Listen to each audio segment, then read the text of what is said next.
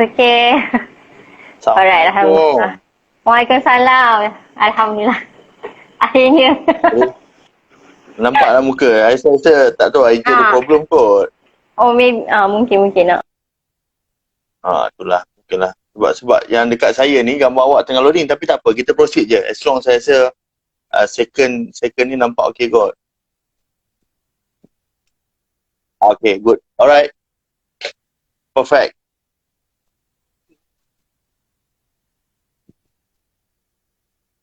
Tapi tadi ada sangkut sikit. Okay, tak apa. Okay, tak apa. Alright. Doktor dengar kan? Ya, dengar. Okay, sebelum kita mula program kita malam ni, nama saya Indah. Okay. So saya salah seorang student College Melati dan saya ditugaskan sebagai seorang moderator pada malam ni lah. Alright. Alright, Indah. Terima kasih Indah kerana sudi nak jadi moderator malam ni lah. Tak apa. So tadi dekat IG College saya dah terangkan serba sedikit mengenai tetamu jemputan kita lah, iaitu doktor kepada student-student Melati ni. Cuma mungkin ada yang nak lebih kenal dengan doktor sendiri. Macam sebab tadi saya just nama dan jawatan doktor je, iaitu Naib Presiden BJ.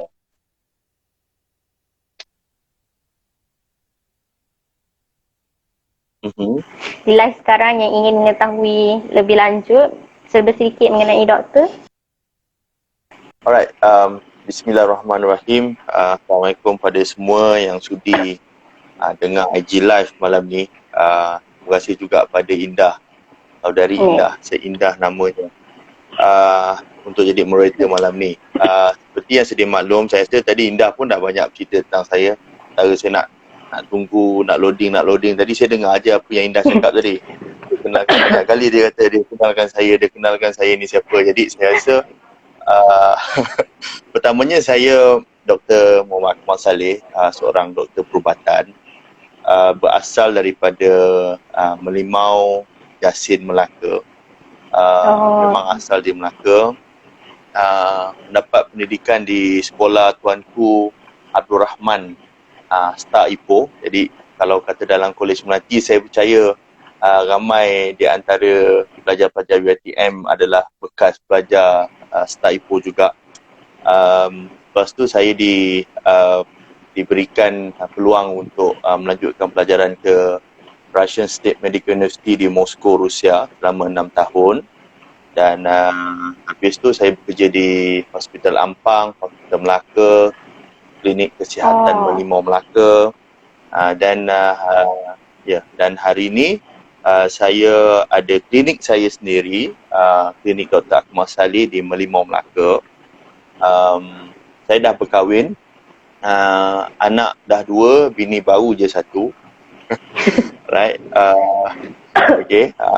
Jadi apa lagi dan sekarang ni saya berkhidmat secara sukarela sebagai barisan hadapan ataupun frontliner untuk menangani wabak COVID-19 ini di Kuala Lumpur. Sebab apa? Seperti sedia maklum,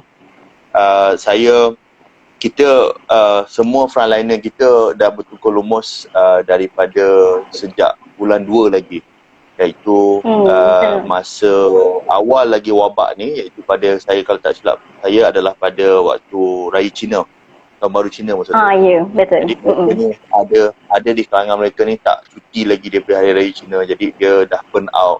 Jadi kami dipanggil dan saya terpanggil secara sukarela, tak diberikan allowance apa-apa untuk serta bersama-sama dengan tim frontliner kita. Dan saya ditugaskan kali ini di Kuala Lumpur. Jadi basically mainly operation di Kuala Lumpur saya akan turut serta lah. Jadi itu sedikit sebanyak mengenai diri saya lah. Itu sahaja. Okay, terima kasih banyak doktor kerana telah berkongsi dan perkenalkan diri kepada kami semua. Okay, kalau doktor, if you don't mind, boleh saya tanya, dah berapa lama doktor buka klinik sendiri ya? Kalau klinik saya sendiri, saya klinik di Merlimau Melaka tu baru saja operasi tahun lepas bulan Februari. Saya operate Okay. klinik tu pada 14 Februari masa Valentine's Day. Masa Valentine's Day tu lah saya baru buka klinik saya tu. Okay, okay, okay. Interesting. Alright. So, okay, so tadi pun doktor ada masukkan sedikit tentang pengalaman kan jadi frontliner. Jadi semasa doktor tengok patient-patient yang positif ni kan, apa perasaan doktor sebagai seorang frontliner? Macam mana mungkin keadaan di sana, sebab mungkin kita orang di masyarakat luar ni hanya tengok dari berita dan akhbar saja, tapi kami tak tahu frontliner yang menghadapi inilah patient-patient ni, keadaan orang-orang di sana. Okey, sebenarnya dia pertamanya bila nak join frontliner ni, dia mixed feeling. Mixed feeling maksudnya bila kita rasa pertama, kalau saya boleh pilih untuk duduk dekat klinik saya sendiri dan tak nak join frontliner ataupun saya join frontliner. So mixed feeling, pertama rasa takut sebab kita boleh dijangkiti penyakit ni bila-bila masa saja, dan tambahan pula penyakit ni boleh dijangkiti hanya dengan sentuhan ataupun kurang ada kontak kurang daripada 1 meter. Jadi perasaan yang kedua adalah kita rasa nak tak nak ini adalah tanggungjawab yang mesti dipikul oleh setiap orang rakyat Malaysia. Sebab apa? Saya rasa masa tu kelebihan yang Allah bagi adalah sebab saya seorang doktor. Mungkin kat situ saya tak boleh stay at home. Bila kita stay at home, kita rasa macam kita rasa janggal. Jadi daripada ala-ala rasa janggal tu, saya kata tak apalah, saya join frontliner ni. Perasaan bila kita jumpa dengan pesakit-pesakit yang positif COVID-19 ini, dan saya banyak terlibat di proses lapangan. Proses lapangan ni adalah kita yang detect case, maksudnya kita kena jumpa orang yang dia pun tak tahu dia ada simptom ataupun dia COVID-19 tu positif ataupun tidak. Seperti contoh, kita baru buat habis operasi di One City Plaza. Kita screening hampir 1,000 orang masa tu. Jadi 1,000 orang out of 1,000 orang tu, 1,000 orang tu out of 1,000 orang tu, setakat ni result yang keluar 10 daripada mereka positif. Jadi bila kata orang pun, bila 10 daripada mereka ni positif, jadi kita pun rasa mungkin orang yang kita screening tu positif, ataupun mungkin orang yang duduk sebelah kita. Dengar ke Indah?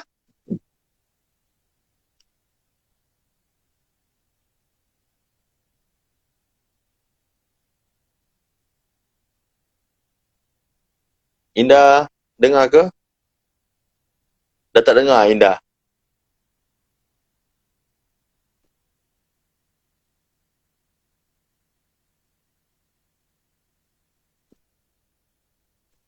Oh, Indah dah gone. Tak apa, kita tunggu Indah. Saya rasa masalah internet kot rasanya.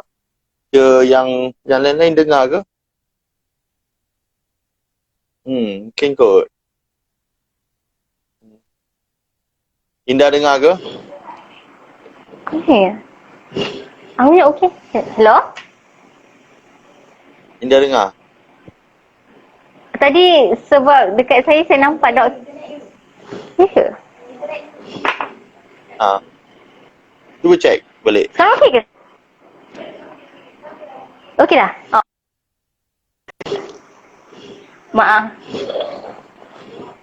Maaf ya sebab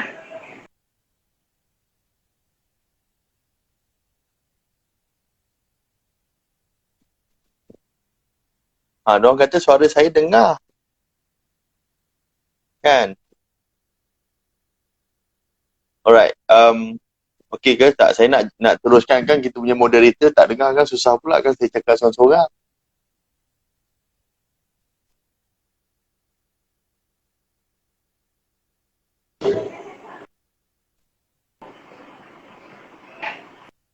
Okey, tu saya punya okey rasanya, insyaAllah dengar.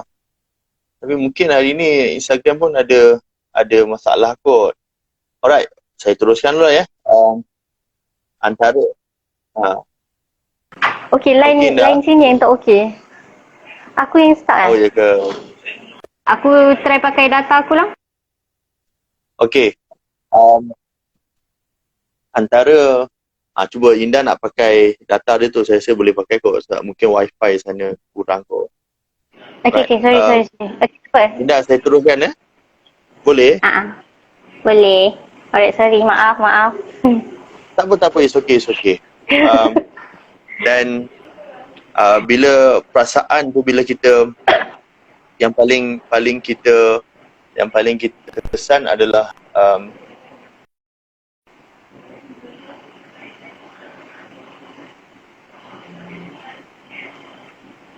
di pertama dan di akhir, ataupun mungkin itu kita boleh melihat mereka lagi.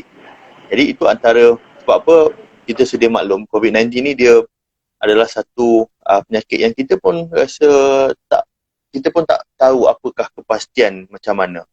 Jadi untuk jadi frontliner, dia perasaan takut, perasaan bangga ada, perasaan sedih ada, perasaan bahagia pun ada kadang-kadang.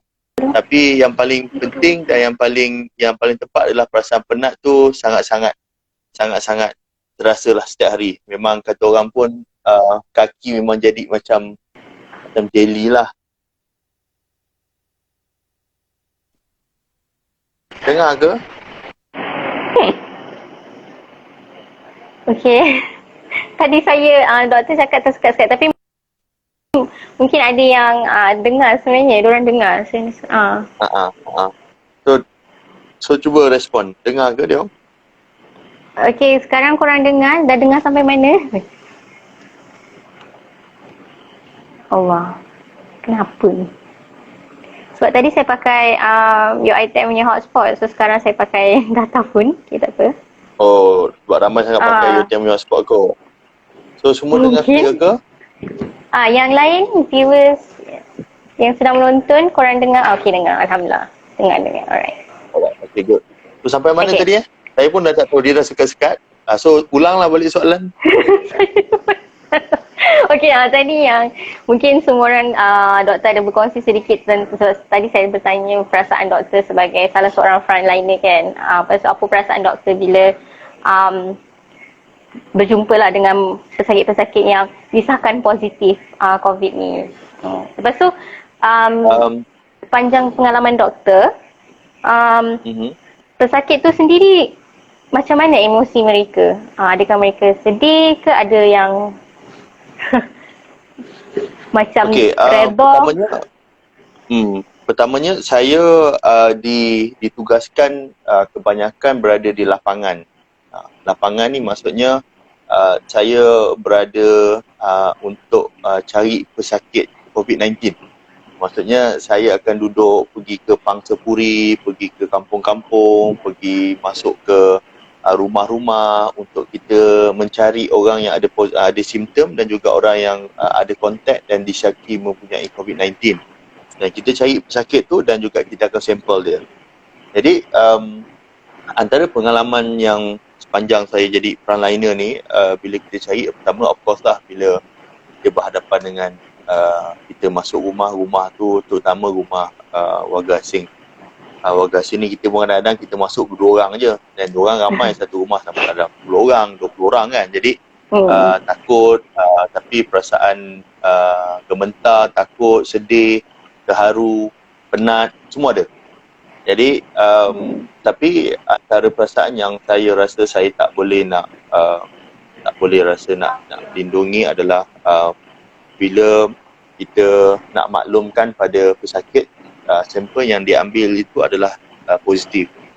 Jadi bila ni biasanya bila kita buat sampel ni untuk pengetahuan, kita ambil sampel dan keputusan tu akan diketahui sekurang-kurangnya dalam paling lambat pun 7 hari lah. So kalau lepas je 14 hari tak ada orang call, maksudnya dia memang negatif. Maksud kita takkan call orang negatif. Tapi every day kita akan jadi so sebab tu biasa kita ambil sampel tu, kita cakap dengan pesakit kita, makcik makcik ke pakcik, pastikan saya tak call makcik je. Kalau saya call tu maksudnya makcik ready lah dengan baju. Tak payah angkat pun tak apa. Angkat ready baju, kita orang datang. Sebab lepas pun kita dah kontrol. Contoh dah lah, si Polan namanya A dan kita sampel hari ni, dia akan keluar katalah dalam paling awal 72 jam lah. Paling lambat mungkin seminggu. Dalam masa period of time tu, dapat panggilan telefon, kita akan hantar ambulans sendiri. Ambulans akan datang dengan kita punya medical assistant dan juga driver dengan lengkap pakaian PPE untuk ambil mereka ni daripada rumah terus bawa pergi ke hospital. Jadi sebenarnya nak ambil tu okey lagi, tetapi bila kita call, sebenarnya kita nak call dan kita nak maklumkan pada mereka bahawa result sampel yang diambil tu count dia punya result tu positif. Itu adalah satu, saya rasa saya nak break. Kata orang pun, yalah kita doktor, kita biasa beritahu sakit tentang kematian, saudara mara, tentang masalah, tentang apa, bila kita rasa macam sakit ni ada harapan, kita ada harapan je kan. Tapi bila break the news yang menyatakan yang dia ni positif COVID-19 adalah sesuatu perkara yang agak sukar. Sebab ada yang di antara tu sampai menangis tak henti-henti daripada kita bagi tahu sampailah kesudahnya. Dan yang paling terkesan pada saya adalah salah satu pesakit ni yang menyatakan bahawa dia tak tahu dia nak tinggalkan anak dengan siapa. Jadi dia adalah ibu tunggal. Jadi dia dapat bila sampel yang dibuat tu adalah positif. Jadi perkara pertama dia tak fikir pasal dia fikir pasal anak-anak. Jadi itu sebenarnya dia memang betul-betul terusik di hati saya. Bila saya dah fikir kalau kata saya kena macam tu, saya pun akan fikir benda yang sama. Bagaimana dengan anak-anak? Dan sebab anak-anak dia masa tu, anak dia agak kecil lah, umur 7 tahun, 8 tahun. Jadi dia cakap dengan saya, doktor, saya tak kisah pasal saya. Dan saya kalau saya nak mati pun matilah. Tapi saya kisah pasal anak saya. Jadi itu adalah perkara yang saya rasa words yang dicakap tu betul-betul menyentuh di hati saya. Sebab yalah kita pun ada anak. Kita rasa macam mana sayang anak. Dan itulah perkara yang saya terfikir. Tiba-tiba saya terfikir mak saya. Macam saya nak menangis pun ada juga. Sebab apa? Saya fikir mak saya sebenarnya, mak-mak kita ni sebenarnya macam tu lah. Itulah perasaan dia. Kan? Dia tak fikir pasal mereka. Dia tak fikir pasal diri sendiri. Sebenarnya dia fikir pasal anak-anak dia. Jadi itu antara pengalaman yang saya rasa yang saya tak boleh nak lupakan. Dan saya rasa itulah kasih ibu tu sampai ke sudah. Saya tanya kawan saya yang ambil tu, dia MA saya yang ambil, dia kata sampai ke sudah doktor. Tapi akhirnya dia berjaya juga lah. Anak dia tu dapat dijaga oleh jiran dia. Jiran dia jaga anak dia 3 orang. Tapi ialah hati ibu mana yang nak lepaskan anak dia. Dan yang paling sedih adalah sama ada itu adalah kali terakhir dia jumpa anak dia ataupun tidak. Jadi itu yang saya rasa sedih lah. Kita harap makcik tu akan sembuh. Ibu tunggal tu akan sembuh dan boleh jumpa balik anak dia. Tapi jika itulah yang terakhir sekali dia jumpa anak dia, bayangkanlah kan. Jadi tapi nak tak nak, macam saya cakap, kita kena teruskan juga perangi COVID-19 ni habis-habisan sampailah kita menang. Jadi itu antara perasaan lah yang saya boleh kongsi, yang saya rasa, yang saya alami sendiri. Dan mungkin ramai di antara kawan-kawan saya yang frontliner lain pun ada pengalaman tersendiri. Jadi itu antara pengalaman yang saya tak boleh lupa. Dan juga ada satu kawasan yang kami masuk, orang ni adalah pendatang izin lah. Rupa-rupanya orang tu, rupanya bila kita masuk kat rumah dia tu, dia dah demam, batuk dah hampir 3 ke 4 hari dan dah hampir melepek lah, memang dah terbaring lah. So bila kita tanya, kenapa you tak pergi hospital check? Dan rupanya dia takut, dia kata dia tak ada duit. Maksudnya dia dalam keadaan ni dia tak boleh kerja, dia jadi kerja buruh binaan dan gaji dia gaji hari harian. Jadi bila dia macam ni, dia tak ada duit. Dia tak ada duit, dia tak boleh nak pergi ke hospital. Jadi akhirnya bila kita bawa juga dia, dan akhirnya warga asing tu positif COVID-19. Jadi jadi ini antara cabaran dan saya rasa pengalaman yang sangat-sangat bernilai untuk diri saya dan kawan-kawan saya. Sebab apa, tak semua orang sama, dan bersyukurlah adik-adik yang ada di Kolej Melati ni, duduk kat Kolej Melati mungkin dapat makanan, dapat kawan-kawan, ada duit belanja, dan walaupun tak boleh nak keluar, tapi at least kurang-kurangnya you are in a good hand. Dan bayangkan orang yang dekat luar tu, yang memang sangat terjejas dengan PKP ni, sampaikan mak dia sakit pun dia tak boleh nak keluar. Sebab apa? Dia rasa dia tak cukup duit dia nak pergi, sebab dia warga asing lah masa tu. So warga asing inilah antara, yelah, walaupun dia warga asing tapi dia still lagi human being. Jadi inilah antara pengalaman yang saya rasa tak lupakan. Dan ada juga yang tiba-tiba warga asing lah biasanya, bila jumpa kita lari dan nyorok lompat macam kita ni jadi pegawai immigration. Jadi itu pengalaman yang antara manis, pahit, masam, masin panjang jadi frontliner ni lah. Yep. Okay, terima kasih doktor. Saya rasa saya sendiri dan orang-orang yang sedang menonton live ni pun memang ramai yang tersentuh sebenarnya, sebab ialah macam saya sendiri sedang berada dekat kolej, siapa je yang tak rindu keluarga. Tapi seperti yang doktor sendiri cakap, at least we are in a good hand and we are safe. So saya bersyukurlah, dan kita semua mendoakan semoga rakyat Malaysia akan terus ikut apa yang PM cakap, and doakan semoga frontliner kita terus berjuang kuat dan semangat. Okay, InsyaAllah. Tapi saya memang nak tersentuh apa dengan cerita tadi, sebab memang betul lah. Jadi doktor, boleh kita teruskan? Boleh, tak ada masalah. Lap air mata dulu. Nanti takut ramai yang nangis pula. Okay. So tadi doktor dah share serba sedikit tentang pengalaman menjadi salah seorang frontliner. So sekarang ni boleh ke doktor terangkan kepada kami apa sebenarnya yang dimaksudkan dengan novel coronavirus ni? Mungkin ada yang dah tahu, mungkin ada yang belum tahu. Okey, dia sebenarnya macam ni. Kalau saya nak cakap dari segi medical terms ni kan ramai yang saya rasa ramai akan bosan. Jadi kita pergi cara yang layman terms, yang cara orang muda. Sebab you muda, saya pun muda, tua sikit je saya ni. Jadi pertamanya coronavirus ni dia satu grup, dia adalah group of virus lah. Coronavirus tu satu nama grup. Okey, dalam coronavirus ni dia ada 3 submain. Yang pertama, kalau korang pernah dengar tentang SARS, pernah tak dengar yang dulu hebat diperkatakan di Hong Kong? SARS tu adalah salah satu jenis coronavirus. Grup yang kedua adalah MERS-CoV. MERS-CoV ni adalah yang kalau orang pergi umrah dulu yang kena, pernah tak? Daripada dapat dia unta.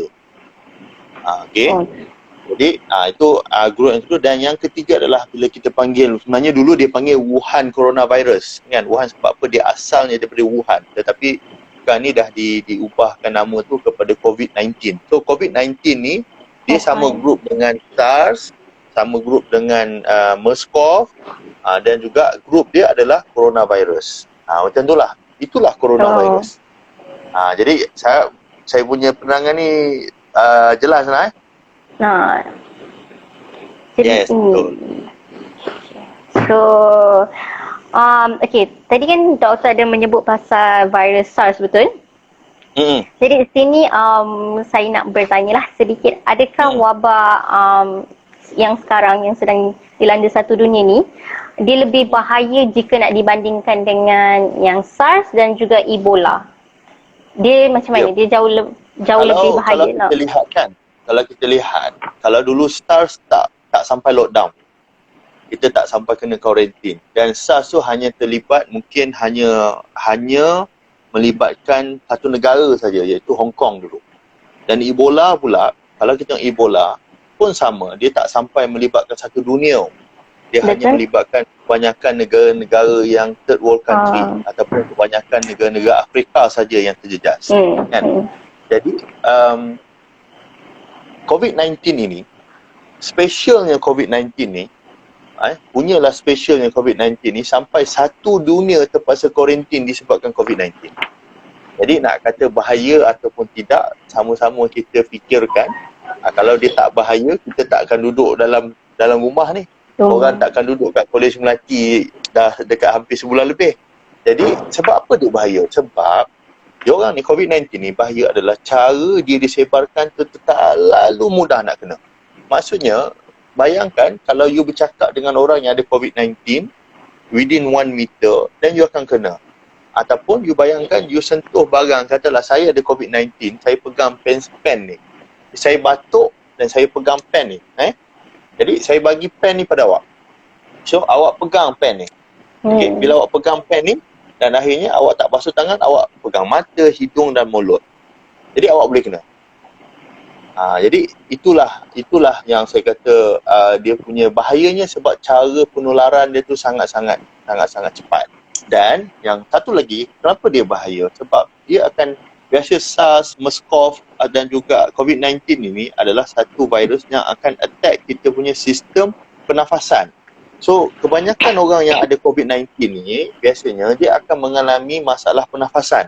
Sebab tu, kalau kita lihat kan, setiap petang, pukul 5 petang, DG akan buat press statement, betul? So, dalam press statement DG ni, dia akan menyatakan, okey, berapa active case, berapa yang dah recover, berapa yang new case, berapa kematian, dan ingat tak dia akan kata, sekarang ni ada patient berapa orang dekat ICU, okey, berapa orang, sekarang ni ada 60 orang. Lepas tu, dan dalam pada 60 orang tu, berapa ramai yang pakai ventilator? Perasan tak? Kan?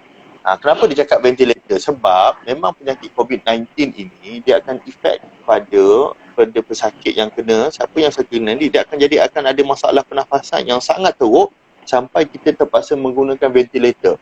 Sebab tu salah satu tindakan yang KKM buat bila kita wabak ni baru start dulu, KKM dah prepare collect semua ventilator yang ada dekat Malaysia ni. Sebab apa? Ventilator ni adalah alat pernafasan. Kalau korang pergi hospital nampak ada orang masuk tiup yang bunyi ting. Jangan tengok filem. Filem ni kadang-kadang dia tak betul. Ventilator dia jadi lain. Kau tak balik. Jadi korang kena pergi ke hospital sendiri, tengok yang masuk tiup tu, bukan masuk kat hidung. Now, dan yang masuk tiup masuk kat mulut. Jadi yang kat sebelah mesin tu, itulah ventilator. Dan kenapa ventilator ni sangat penting? Sebab inilah yang akan membantu pesakit-pesakit COVID-19 ni untuk bernafas. Sebab apa? COVID-19 ini, virus ini akan attack pada kita punya salur pernafasan sampai kita rasa susah nak bernafas yang amat sangat. Jadi, itulah antara bahayanya COVID-19 ini. Itulah, nampak pun ramai yang dah respon macam cakap betul. Okey, respon pada soalan dia orang dulu lah. Okey, pas ada seorang yang bertanya. Okey, dia kata, doktor, sekarang ini seperti yang semua tahu, China dah start jual balik makanan haram tu seperti kelawar. Jadi soalan dia, mungkin adakah COVID ni akan melanda lagi sekali dan lebih teruk? Kalau kata kita tak kontrol, kalau kata masih lagi melakukan apa perkara-perkara yang menjadi punca kepada COVID-19 ini, maka saya percaya phase yang kedua akan berlaku sekali lagi. Sebab tu biasanya bila kita punya PKP dilanjutkan kepada fasa yang ketiga dan kita dapat ada government bagi kelonggaran untuk kedai gunting rambut lah, kedai spek mata lah, apa semua tu. Sebenarnya sebagai seorang doktor, kita tak setuju dengan tindakan tu. Sebab apa? Fasa ketiga adalah satu fasa yang perlu kita ketatkan lagi. Sebab apa? Kita nak perang sampai menang ni. Kita nak bunuh habis-habisan COVID-19 ni. Tapi kalau kata fasa ketiga ni kita longgarkan, kita bagi dia orang gunting rambut lah, orang pergi buat spek mata lah. Jadi dia seakan-akan dia akan menyebabkan kita daripada kita punya penyakit pesakit ni, kita punya virus ni dah boleh dikontrol, akhirnya jadi besok dia akan meningkat naik. Jadi kita tak naklah jadi macam tu. Sebab tu kalau kata China ni masih lagi berdegil nak makan lagi, jual kelawar apa semua tu, saya percaya virus ni akan datang balik. Tetapi mungkin dengan mutasi yang lebih teruk, maka dia lebih kuat dan kita tak tahu. Sebab tu sebenarnya dia memerlukan kerjasama daripada semua pihak. dia bukan saja rakyat Malaysia, malah dia memerlukan kerjasama daripada seluruh dunia untuk kita sama-sama banteras COVID-19 ini. Sebab apa? Kita ngelihat tahu hari ni aja kita dah ada 1.5 juta something kematian seluruh dunia. Maka kita expect kematian yang berlaku ni adalah lebih teruk daripada World War II. Jadi takkan kita nak teruskan lagi pandemik ni lagi kan. Jadi itu antara saya punya respon lah. Okay, banyak soalan dari pandemik. Okay, ada yang ada yang tadi saya ada terbaca tadi terlintas, ada yang tanya kalau ada penyakit asma, adakah kebarangkalian untuk dia dijangkiti COVID-19 ni lebih tinggi kalau dia ada asma? Dia macam ni. Dia kalau kata orang yang nak dijangkiti COVID-19 ini, peratusan untuk dijangkiti untuk semua orang sama. Okey? Tetapi antara pesakit-pesakit COVID-19 yang mana ada penyakit asma, kencing manis, darah tinggi, penyakit jantung, buah pinggang. Jadi ini akan meningkatkan lagi probability dia untuk menjadi lebih teruk. Maksudnya kalau orang asma, kalau saya asma dan awak tak ada asma, tetapi kalau kata kita macam biasa je tak ada masalah. Tetapi kalau kita dua-dua ni dijangkiti COVID-19, saya yang ada asma akan jadi lebih teruk. Sebab apa? Saya ada penyakit-penyakit yang kita panggil yang akan boleh terjurus kepada simptom tu akan jadi tidak terkawal. Macam tu lah. Dia tak semestinya, kalau you tak kena jangkit, you are well macam biasa. Tapi kalau you kena jangkit, katalah orang yang asma kena jangkit COVID-19 ni, you punya percentage untuk baik tu sangat rendah. Sebab apa? You punya risiko dah tinggi melampau. Sebab apa? Asma ni dia akan menyebabkan COVID-19 ni akan attack paru-paru you akan lebih hebat dan lebih kuat lagi. Lebih macam tu lah. Lebih dia punya. Okay, so saya harap yang bertanya tadi dapat input daripada doktor. Jadi doktor, saya nak mungkin kita dah sedia maklum macam dah banyak info dekat even kat mana-mana lah, dekat WhatsApp group, dekat kalau kita Google ke tengok berita pun ada orang berkongsi tentang tanda-tanda awal jangkitan COVID ni. Tapi ada sesetengah orang kan rasa macam salah satunya macam tanda-tanda is batuk, betul kan? Batuk, demam. Tapi ada setengah orang macam beranggapan bahawa tak naklah check macam biasa je. Macam maksud saya macam sebagai seorang doktor, apa saranan? Apa saranan doktor pada ni lah? Okay. Biasanya orang selalu tanya, doktor saya punya, macam mana saya nak cakap saya ni batuk biasa dengan batuk COVID-19, betul?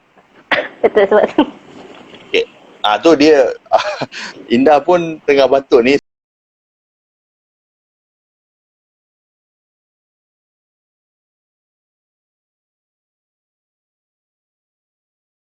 So you kena differentiate antara you batuk biasa ataupun you batuk COVID-19. Okay, yang pertama sekali, bila COVID-19 ni, dia macam saya cakap tadi, dia akan disebarkan daripada from person to person, daripada orang ke orang. Maksudnya kalau you tak ada kontak, you takkan boleh kena. Sebab tu pentingnya you duduk rumah, you tak keluar rumah.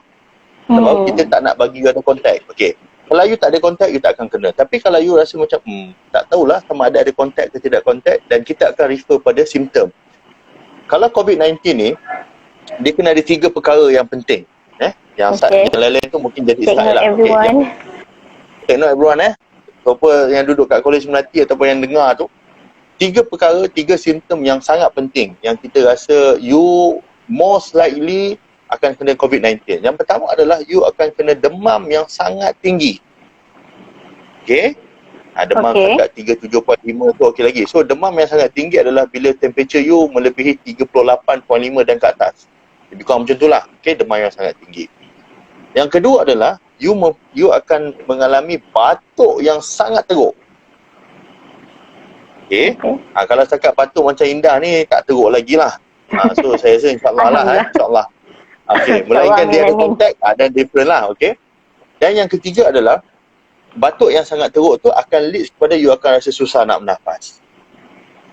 Ini adalah 3 simptom yang kita rasa antara 3 simptom yang kita kena, you tak tahu you ada kontak, tidak kontak, dan you kena buat screening dan you kena diasingkan dulu. 3 benda.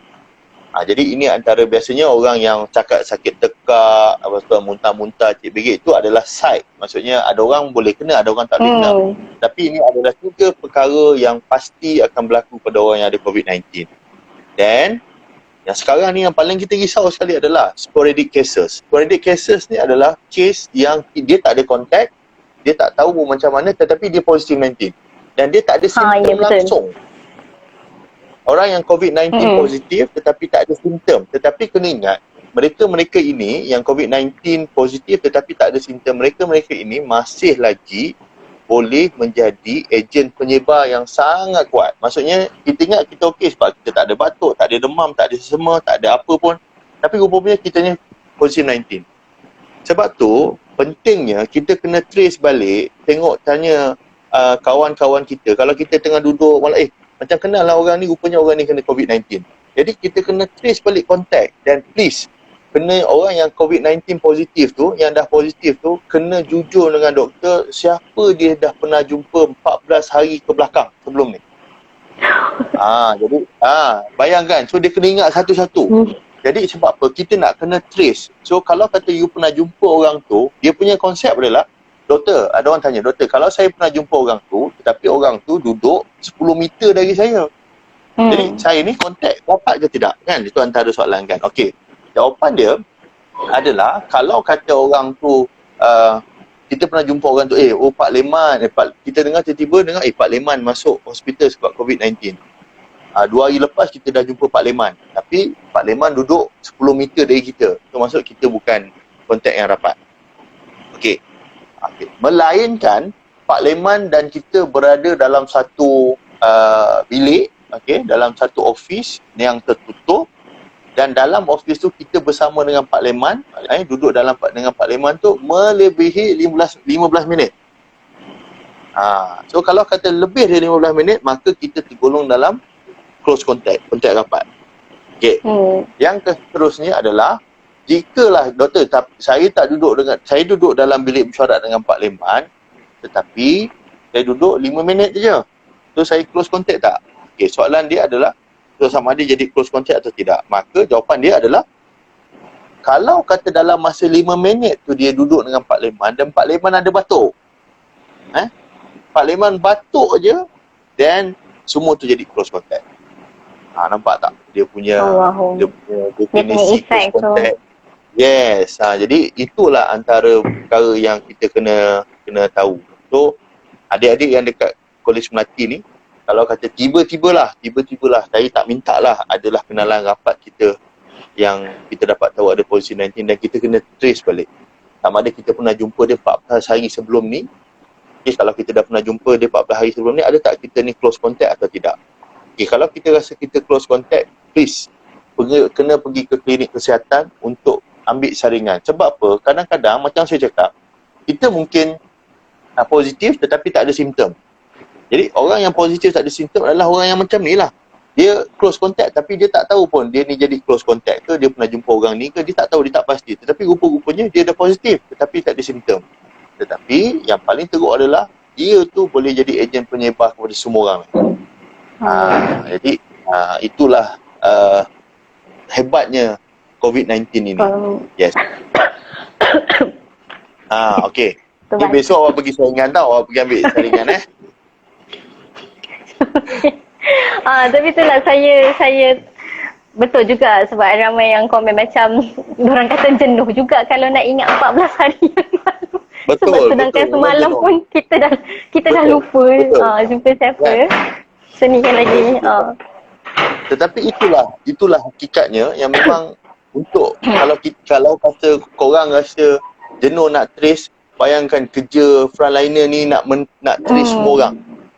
Jadi ini adalah antara tugas-tugas saya bila berada di lapangan.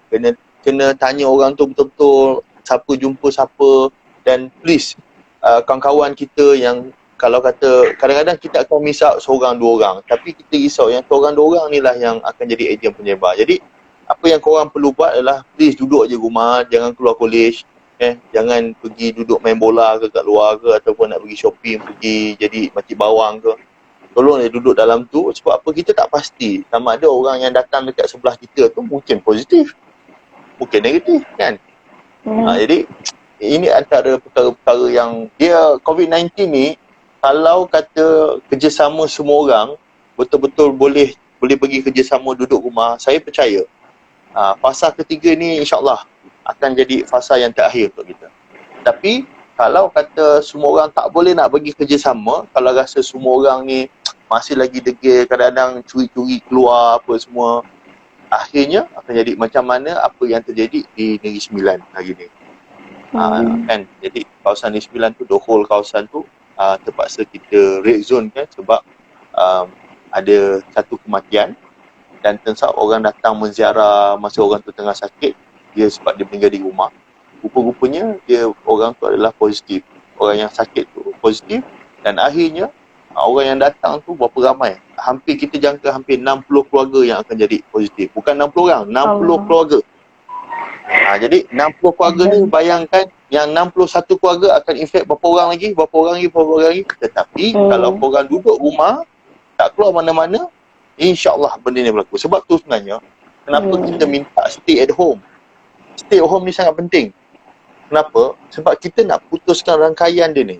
Kalau kita tak putuskan rangkaian ni, sampai bila-bila lah korang akan terpaksa duduk kat Kolej Melati tu. Betul saya cakap. Betul saya kata. Dan juga percayalah cakap saya. InsyaAllah raya jangkakan. Saya jangkakan untuk fasa ni dia akan berakhir lepas raya. Betul-betul nak clean. Cakap saya. Sebab kalau hari ni pun kita tengok di Puchong pun dah boleh jadi jam kan. Jadi ini antara perkara yang kita pun risau juga. Kalau dia betul-betul berlaku tu memang betul-betul kita risau. Sebab apa? Cara kita nak menang lawan COVID-19 ini adalah kita kena kerjasama dari semua orang. Kalau tak dapat kerjasama dari semua orang, alamatnya susah sikit lah. Betul. Jadi itu antara saya nak beritahu, kalau korang dengar dalam berita dah banyak kali ulang stay at home, dan kenapa sebenarnya stay at home tu, hari malam ni saya beritahu kenapa perlu stay at home. Sebab apa?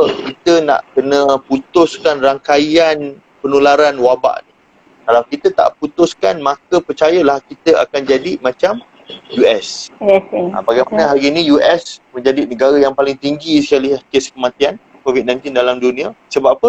Rakyat dia tak percaya bahawa duduk rumah tu boleh kita pegang, boleh menang COVID-19. So dia ingat kita, kerajaan tu duduk rumah, dia pun tak percaya dengan dia punya kerajaan agaknya. Jadi akhirnya apa yang jadi? Akhirnya baru nak menyesal, baru betul-betul nak buat lockdown dan semua benda. Jadi ini antara perkara yang kita boleh belajar daripada kesilapan, daripada apa yang berlaku. Dan kenapa China boleh berjaya hari ini? China boleh habiskan setelah daripada bulan 11 sampailah hari ini, hampir bulan 10 sampai hari ini, lebih kurang 6 bulan barulah China boleh kata berjaya untuk perang lawan COVID-19 ni. Tetapi dengan macam mana dia betul-betul lockdown atas jalan raya, tak boleh kena ada kereta langsung. Tapi kita ni masih lenient lagi kan, boleh lagi. Tapi saya memang berharap sangat kerjasama daripada semua pihak. Kami di frontliner ni, kami boleh buat apa sedaya upaya. Kami boleh habiskan masa. Kami tak kisahlah, jangan cakap penat, jangan cakap sedih, jangan cakap apalah, kita tolak tepilah. Tetapi semua ni akan jadi sia-sia jika tak ada kerjasama daripada semua rakyat. Kerjasamanya apa? Kami tak nak minta wang ringgit, kami tak nak minta apa-apa. Kami nak minta pertama duduk rumah. Duduk rumah. Yang kedua, doakan kita berjaya. Itu je kami minta daripada frontline kami. Tadi saya ramai yang bertanya juga, haiwan sekarang pun boleh dijangkiti kan dengan COVID sebab bukan sekadar manusia kan. Okey, dia macam ni. Kalau untuk haiwan ni sebenarnya dia masih lagi dalam kita tak ada kes lagi. Kita masih lagi di Malaysia, masih lagi tiada kes yang kita dapat COVID-19 daripada haiwan. Masih lagi tiada. Memang masih lagi tiada. Dan kalau peratusan nak kena tu pun masih lagi 0.00 something lah untuk kena. Tetapi kita ni dalam keadaan yang kita pun tak tahu macam mana COVID-19 ni. Maka kita punya nasihat adalah kalau boleh kita elakkan daripada pets. Jangan cium korang punya kucing. Kalau ada hamster bawa tidur sampai buat tidur hamster. Jadi Indah ada kucing ke dalam bilik? Saya takut kucing. Aku bagus. Jangan takut kucing tu dah bagus lah. Jadi kalau kata ada kucing tu untuk dalam masa sementara ni, saya menasihatkan tak perlulah nak tidur dengan kucing lah, mandi dengan kucing lah, cium kucing lah, apa semua kucing. Memang kita nasihatkan untuk tidak buat sedemikian. Sebab apa? Kita takut. Kita tak tahu benda tu macam mana. Tetapi setakat ni tak ada lagi kes. Dan possibility kajian dah buat possibility untuk kena tu rendah, tetapi kita nak letak juga untuk sebagai langkah berjaga-jaga. Right. Okay, so kepada pencinta kucing sekalian, sila dengar nasihat doktor. Okay, betul kita sayang kucing. Okay, doktor, saya sebenarnya tertanya sebagai frontliner, ada any berita ke mengenai macam vaksin or ubat untuk coronavirus ni? Untuk vaksin ni sebenarnya kita satu dunia tengah nak usaha untuk buatkan vaksin ni. Tetapi kena ingat dulu dunia pernah digegarkan dengan smallpox. Smallpox ni kalau tengok boleh Google nanti, smallpox ni macam dia ada biji-biji, satu badan dia ada biji-biji.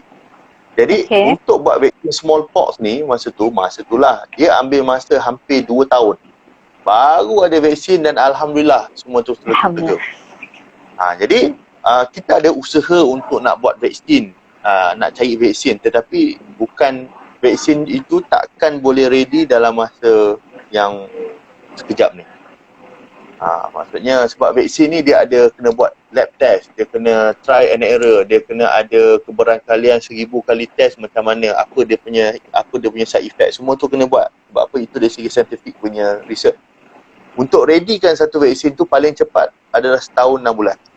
Itu paling cepat. Setahun 6 bulan ya, okey. Ya, betul. Setahun 6 bulan. So dalam masa setahun 6 bulan ni kita haraplah itu paling cepat. So apa yang korang perlu buat dalam setahun 6 bulan ni adalah please dengarlah apa arahan yang akan dikeluarkan. Kalau kata suruh duduk rumah, duduklah rumah. Kalau kata jangan balik kampung raya ni pun janganlah balik kampung raya ni. Betul. Yelah, orang selalu cakap sacrifice a bit won't hurt. So ada untuk masa. Betul. Kan? Sacrifice a bit won't hurt pun. Alah, tak raya. Tak raya tahun ni tak ada masalah lah, insyaAllah. Raya kat Kolej Melati lagi ramai kawan-kawan kan. Betul. Okey je. Semua bagi saya siapa yang sedang menonton ni, siapa yang duduk rumah, of course kena stay at home. Kita orang yang duduk kolej ni pun kena stay dekat kolej sebab itu adalah untuk terbaik lah untuk semua. So sebab kita tak nak benda ni lagi berlanjutan kan. Okay, so doktor, okay tak apa, kita tambah sikit tak apa kan? Boleh, tak masalah. Okay. Alright, mesti doktor boleh tak share dekat kami semua antara langkah-langkah pencegahan awal untuk COVID-19? Okay, langkah pencegahan COVID-19 ni as simple as ABC. Sangat mudah. Dengar tu semua orang. Perkara yang mudah ni lah yang kita susah nak buat. Betul saya cakap.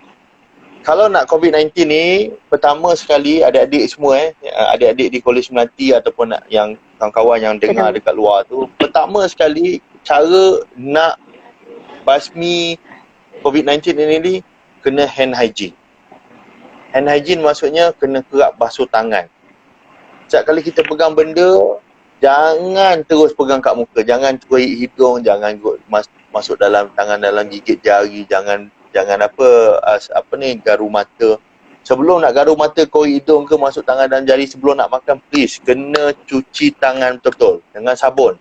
Cuci tangan tu at least kurang-kurangnya 20 saat. So cara nak cuci tangan tu saya tak perlu tunjuk malam ni. Awak boleh Google macam mana nak cuci tangan untuk 20 saat tu. Dan cuci tangan cara yang betul, itu yang pertama. Yang kedua, kena social distance. Kenapa kita panggil social distance ni? Memang sebab apa? Kena ingat tau, coronavirus ni, okay, bayangkan dia ibarat ini adalah virusnya. Virus ni dia takkan boleh terbang, dia takkan boleh pergi sendiri, dia tak boleh berjalan sendiri. So dia memerlukan transporter. Inilah kereta dia. maksudnya dia kena duduk dekat transporter, kat kereta dia ni, baru dia boleh jalan. Dan transporter dia sebenarnya adalah air liur. Okay, air liur. Air liur maksudnya adalah kalau kata orang bersin ataupun orang bersin je contohnya. Inilah antara manners lah yang kita dah ajar dulu pun kita dah ajar masa sekolah rendah. Kalau kita bersin, please tutup muka, tutuplah hidung kita. Janganlah bersin kat depan orang. Itu antara perkara. Okay, dah bersin tu, please cuci tangan baru salam orang. Ini ada orang dah bersin, dah tutup hidung, terus salam ke orang. Jadi itu adalah perkara-perkara yang macam saya rasa tak patut dibuat lah. Okay, jadi kalau air liur ni, kenapa kita social distance, kita minta 1 meter? Sebab bila kita bersin, sebenarnya air liur ni boleh pergi up to 1 meter saja. Paling tinggi pun 1 meter and half. Jadinya kalau kita lebih daripada katalah kita duduk social distance 1 meter ataupun 2 meter, jadi virus ni tak akan boleh kena kat kita. Dia tak akan boleh terbang, terus masuk kat hidung kita. Dan recent research yang buat dekat China, dia kata virus ni boleh pergi sejauh, dia buat dekat dalam hospital, dia check pun dekat bawah lantai ni sejauh 4 meter. 4 meter virus ni boleh pergi. Tetapi kena ingat, yang 4 meter tu virus tu tak boleh pergi dekat atas. Dia hanya di bawah sahaja. Jadi sebenarnya social distance 1 meter ke 2 meter ni adalah sangat-sangat safe. Jadi basuh tangan, okey, pertama mesti kena basuh tangan. Yang kedua social distance. Yang ketiga manners lah. Maksud jangan bersin depan orang. Kalau kata nak keluar tu, adik-adik nak keluar ke mana-mana, pakailah mask. Tolonglah pakai mask. Sama ada korang ada simptom ke, korang tak ada simptom ke, tolonglah pakai mask. Sebab apa? Kita tak tahu apa yang berlaku dekat luar sana. Dan setiap kali korang dah pegang barang yang korang rasa macam tak pasti barang ni bersih ataupun tidak, sebelum pegang barang, dah pegang tak apa. Jadi, dah pegang ni tangan ni, jangan pergi gosok mata. Kita pegang muka, sebelum nak sentuh muka, mesti cuci tangan ataupun siapa yang ada hand sanitizer, pakailah hand sanitizer. Jadi itu antara perkara yang korang perlu buat untuk kita sama-sama basmi COVID-19 ini. Kalau kadang-kadang masalah yang timbul adalah kita tak nak buat. Perkara ni senang tetapi kita tak nak buat. Sebab apa? Kita rasa benda tu leceh. Kita rasa benda tu remeh. Jadi perkara remeh ni lah akhirnya menyebabkan kita kena PKP ni.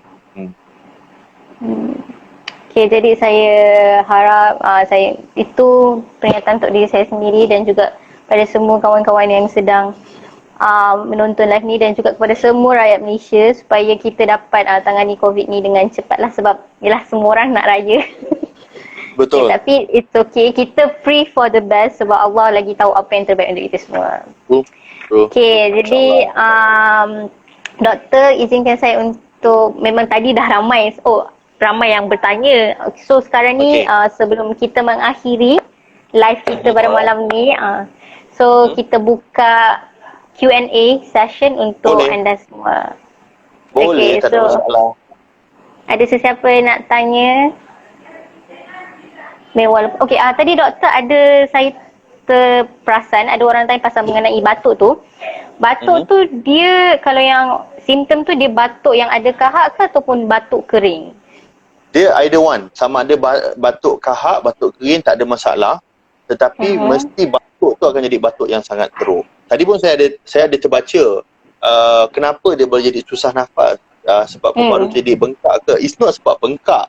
Dia disebabkan jangkitan kuman itu pada saluran paru-paru. Jadi paru-paru kita ni dia macam span tau. Maksudnya dia boleh kembang, dia boleh kencuk, dia kembang, dia span kan, dia benda. Tapi jangkitan kuman ini akan menyebabkan permukaan paru-paru itu akan jadi keras.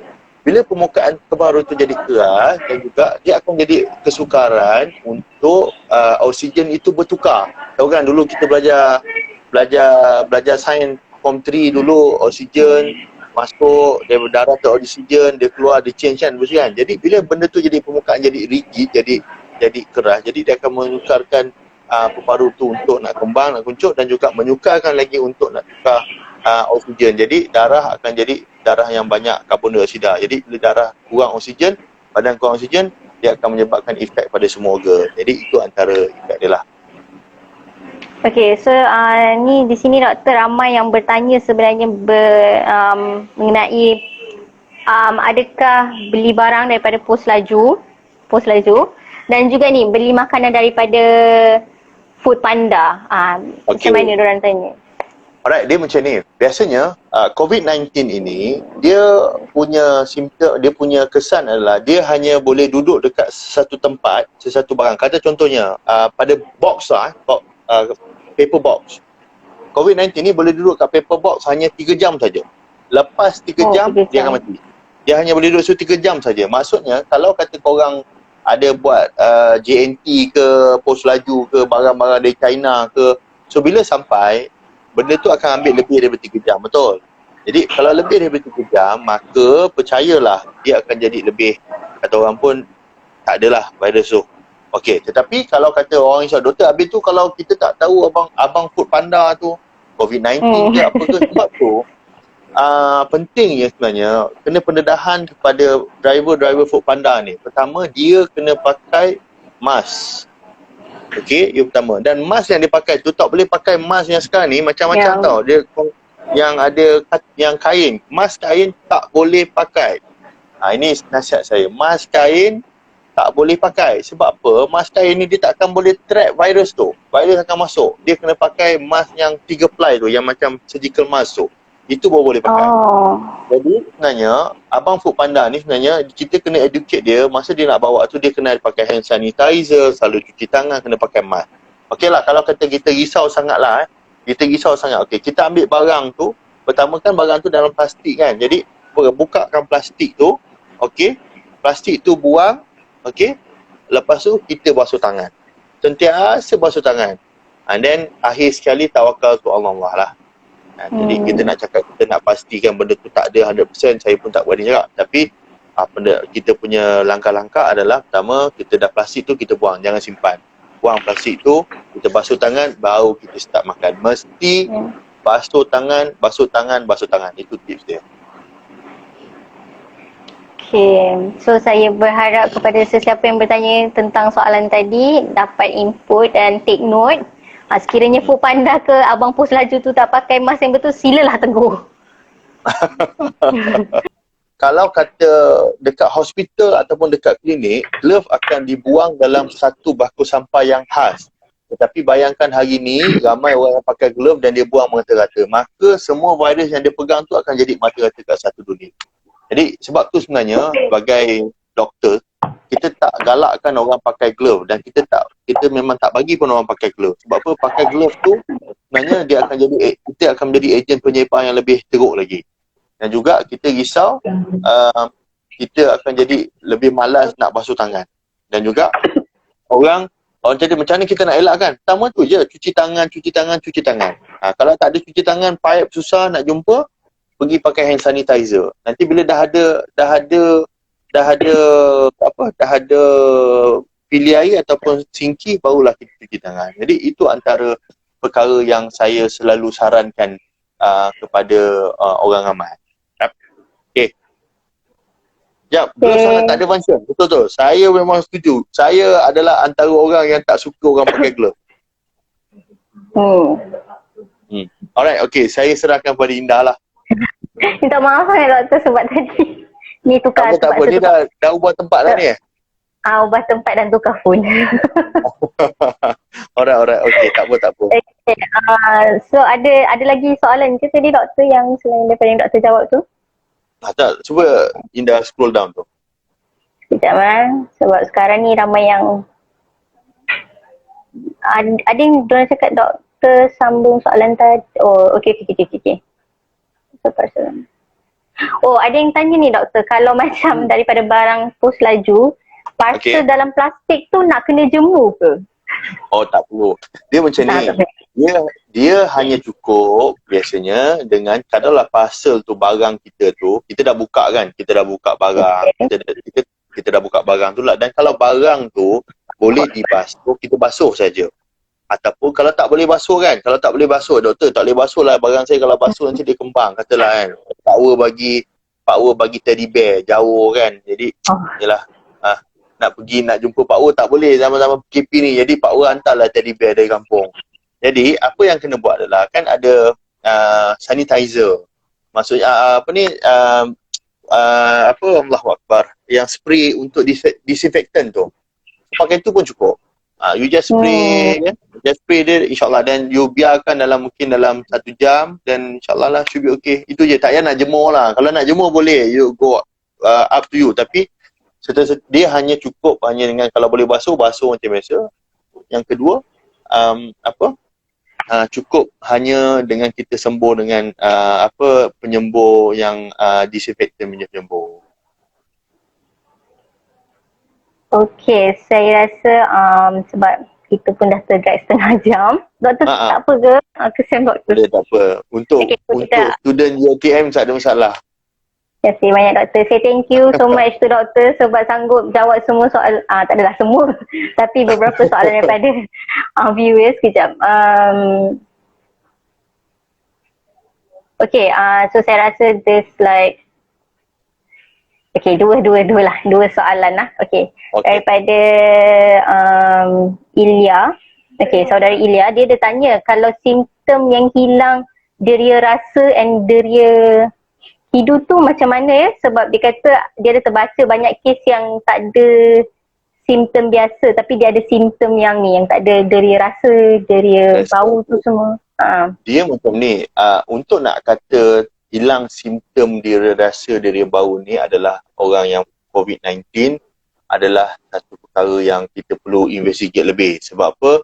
Tak semestinya yang masalah COVID-19 akan buatkan kita rasa hilang deria bau dan rasa, sebab ada masalah-masalah yang lain lagi. Tetapi jika rasa tiba-tiba out of sudden rasa macam kenapa rasa macam rasa lain, tak rasa macam minum air pun rasa tawar, rasa macam nak bau pun susah kan. Jadi you boleh pergi buat itu adalah simptom yang kita panggil simptom side symptom. Jadi you boleh je pergi, tak ada masalah, buatkan ambil sampling untuk you tengok you COVID-19 atau tidak. Tetapi kena ingat, kalau kata kita tak ada contact, kita jaga distance kita hand hygiene, insyaAllah you are safe from COVID-19. Jadi dia ada orang dia akan datang dengan sakit tekak. Ada orang dia akan datang dengan rasa dia hilang rasa. Ada orang rasa hilang bau. Ada orang dia tak ada simptom tu semua. Dan ada orang dia demam saja. Jadi macam saya cakap lah, dia antara 3 simptom yang utama yang kita rasa ini adalah definite untuk COVID-19. Demam yang tinggi, batuk yang susah, batuk yang teruk, dan juga susah nak nafas. Ini 3 benda yang kalau ada dan you kena straight away. Kalau kata buat serangan. Kalau kata you tak ada contact, you rasa macam you tak ada contact dan you yakin you tak ada contact langsung, tetapi you rasa macam tekak saya sakit lah. So you don't have to worry. Jangan risau, jangan takut, jangan rasa macam alamak aku COVID ke apa. Sebab apa? Benda ni akan affect you punya emosi. So apa yang you kena buat adalah go and see doktor yang biasa dulu. And then ambil dulu ubat. Kalau sakit tekak, makan dulu ubat sakit tekak. Then let's see how 1 hari, 2 hari lega alhamdulillah. Tetapi dah 2 hari, 3 hari masih lagi tak lega, then boleh pergi untuk buat sampel. Tadi ada simptom haiwan tu. Saya nak tengok, nak jawab pasal simptom haiwan jap. Ni Indah. Haiwan tu kita tak tahu dia simptom macam mana, tetapi untuk peratusan orang kena jangkitan COVID daripada haiwan dekat Malaysia tak ada kes langsung, tak pernah ada lagi kes. Okey, kalau WHO punya kaji selidik, peratusan untuk haiwan kena pada manusia setakat ni adalah kurang daripada 1%, dan kadang-kadang tak ada langsung. Jadi tetapi kita tak nak ambil risiko macam saya cakap tadi. Sebab apa? Kita risau sebab dalam keadaan ni kita pun tak kenal kita pun tak sure lagi COVID-19 ni macam mana kan. Dia boleh mutate, dia boleh mutasi ke tidak. Tetapi kita memang elakkan, kalau boleh kita minta jangan duduk dengan kucing, jangan duduk dengan haiwan lah. Maksudnya jangan cium, kalau nak nak bagi makan go ahead lah. Tapi jangan cium, jangan tidur, jangan bawa peluk apa semua tu. Kalau boleh musim-musim ni jangan buat dulu. Itu saya punya respon. Okey. Tadi pun ramai yang bertanya. Minta maaf kalau ada sebab ramai sangat. Okey. So tadi sebenarnya banyak kali juga saya terbaca pasal diorang tanya betul ke COVID-19 ni datangnya daripada kelawar. Itu satu. Okay. Lepas tu yang kedua ada orang mention juga pasal kalau dah sembuh tu possibility untuk dapat. Rasanya doktor. Okay. untuk yang kelawar tu sebenarnya dia bila kita dengar yang dia datang daripada kelawar, datang daripada Wuhan, ada orang dekat makan kelawar lah, makan kucing lah, macam-macam benda makan tu, itu adalah salah satu teori. Teori itu masih lagi tidak dapat dipastikan bagaimana. Sebab kena ingat, sebelum ni coronavirus ni sebenarnya berada dekat dalam haiwan, dan dia biasanya dia duduk dalam haiwan je, dia antara haiwan aja, dia tak boleh pergi pada manusia. Dan sebelum ni memang tak boleh kena pada manusia pun, tetapi bila kata manusia kena coronavirus ni, so main suspected adalah pada haiwan lah, dapat makan haiwan kan.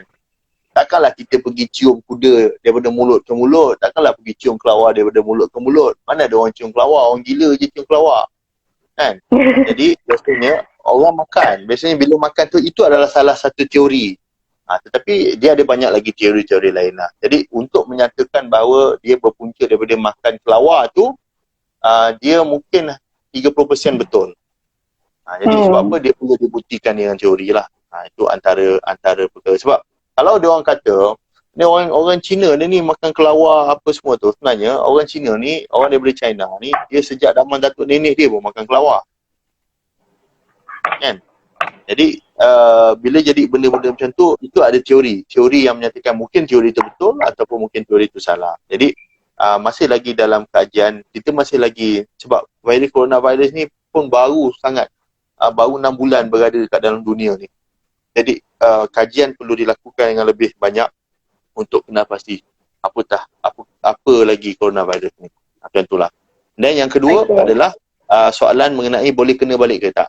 Kalau kat Malaysia tak ada kes lagi. Orang yang baik, orang yang dah sembuh daripada COVID-19, dia tak ada kes lagi untuk dia kena balik. Sebab kena ingat balik, virus coronavirus, orang yang kena COVID-19 ini, dia bukan sama macam orang kena cacar air. Orang kalau kena chickenpox kan, pernah kena chickenpox. Indah pernah kena chickenpox? Belum lagi lah. Jadi kalau Indah belum pernah kena chickenpox, so you are tend to be untuk dapatkan chickenpox nanti. Okey?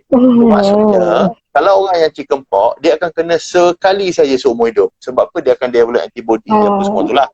Jadi, dia mungkin tak akan kena chickenpox, melainkan dia ada masalah kesihatan, dia ada masalah imun sistem. Jadi, dia akan boleh kena 2-3 kali. Tetapi COVID-19 ni berbeza. COVID-19 ni dia lebih kurang macam kita kena demam denggi. Demam denggi, you kena sekali, you boleh kena 2 kali, you boleh kena 3 kali, you boleh kena 4 kali. Selagi mana you are exposed to the contributing factor. Okay, kalau denggi boleh expose. You hari ni you kena gigit, you baik. Mungkin bulan depan you kena gigit lagi nyamuk dan you kena balik. Sama juga macam COVID-19. Kalau setakat ni, kes yang berbalik di Korea, ada 56 kes di Korea yang orang tu positif COVID-19, dia dah baik, tapi akhirnya dia kena balik. So sebenarnya kes tu adalah kes yang masih lagi dalam kajian dan masih lagi tak terperinci sangat. Kes tu sebenarnya dia bukan disebabkan virus tu reactivate. Dia kena faham. Dia bukan reactivate virus tu, tetapi dia reinfected. Dia dijangkiti semula. Maksudnya orang yang dah kena tu dia keluar dan juga dia jumpa dengan orang yang ada coronavirus positif dan dia kena balik. Lebih kurang macam tu lah. Okay. Alright, ni pun sekarang doktor dah 10.30. Saya minta maaf sangat sebab drive masa setengah jam lambat. Cuma is there any possibility kalau macam, sebab ramai yang masih bertanya, bolehkah kalau macam diorang nak PM doktor ke macam mana ke? Boleh, tak ada masalah. So semua dah tahu saya punya IG, boleh PM saya, boleh add saya. Saya pun ada Facebook saya, sama juga Akmal Saleh. Boleh tanya soalan. Tapi soalan tu kadang-kadang saya lambat ataupun cepat je jawab. Kalau saya lambat tu, saya pasti akan jawab. InsyaAllah saya akan jawab. Tak ada lambat atau cepat je. So kalau kata macam saya tak jawab tu, PM lagi. Saya takut mesej tu dah ke bawah. Jadi PM lagi, jadi dia akan naik kata dan insyaAllah saya jawab. Saya akan jawab, tapi it's just a matter of time, lambat ataupun cepat sahaja. InsyaAllah. kami pun faham sebab doktor pun sedang bekerja kan. Okay. So terima kasih banyak-banyak doktor kerana meluangkan masa bersama kami semua menjawab soalan Sama-sama. kami, and to those yang tak terjawab, we are so sorry. Tapi insyaAllah macam seperti yang doktor cakap, kalau memang curious nak tu, just PM saja doktor sebab kita pun dah tahu IG doktor. Jadi sekali lagi untuk Cahaya Melati especially, nanti sekejap lagi dah blast rasanya Google Form. So passcode untuk korang jawab soalan quiz ni adalah Melati Stay Safe. Okay, and jangan lupa for those yang join IG live ni, screenshot number ID korang untuk dapatkan kupon. Alright. So macam tadi awal-awal saya ada cakap yang untuk quiz ni ada 5 soalan, kena jawab at least 3 betul. So good luck to everyone yang akan menjawab soalan ni, dan thank you so much doktor for your time. Saya nak tanya, yang quiz ni you bagi hadiah apa? Itu tertakluk kepada Jawatan Kuasa Perwakilan Kolej Melati. Macam saya untuk quiz ni, quiz ni saja yang sesi dengan saya. Siapa pemenang saya tambah RM50. Dengar tu, wahai Cahaya Melati sekalian, siapa yang menang, macam mana menang semua soalan betul ke atau macam mana? Macam korang rasa macam korang pilih seorang yang, siapa yang katalah macam mana yang top lah. Tak kisahlah korang pilih macam mana, it depends untuk. So on top korang dapat korang bagi hadiah ke apa ke, saya akan tambah RM50. Saya bagi 3 orang lah, you carilah 3 orang. 3 orang. Nanti saya akan utarakan kepada JBK. Boleh, terima kasih. Okay. So Cahaya Melati, sila jawab dengan penuh bersemangat. Sebab ada hadiah ni. Okay, so doktor, ini saya akhiri live kita pada malam ni. Saya minta maaf sangat-sangat kalau ada tersalah bahasa ke terkasar bahasa. Terima kasih sebab sudi menjawab soalan-soalan kami dan berkongsi ilmu, pengalaman dengan kami semua. Terima kasih banyak. Sama-sama. Terima kasih juga sebab sudi jemput saya. InsyaAllah lah. Ini kali pertama, insyaAllah bukan kali terakhir. So kalau kata jumpa saya kat luar, kalau nampak pakai mask tu memang tak nampak saya lah. Kalau manalah nak jumpa kat luar ke, tegur-tegur lah. And then kalau ada apa-apa persoalan, sekali lagi saya bagi tahu, boleh PM saya, tak ada masalah. PM saya kat Facebook boleh, kat Instagram boleh. Tapi just a matter of lambat ataupun cepat je saya jawab. Tapi insyaAllah saya akan jawab. Itu saja. Kepada nasihat saya kepada adik-adik saya yang berada di Kolej Melati dan juga yang berada di luar sana yang tengok live ni, nasihat saya, tolonglah kami frontliner untuk kita perang sama-sama COVID-19 ini. Tolong macam mana, tolong stay at home, jangan keluar rumah. InsyaAllah perang mesti menang, doakan kita menang bersama. Itu saja.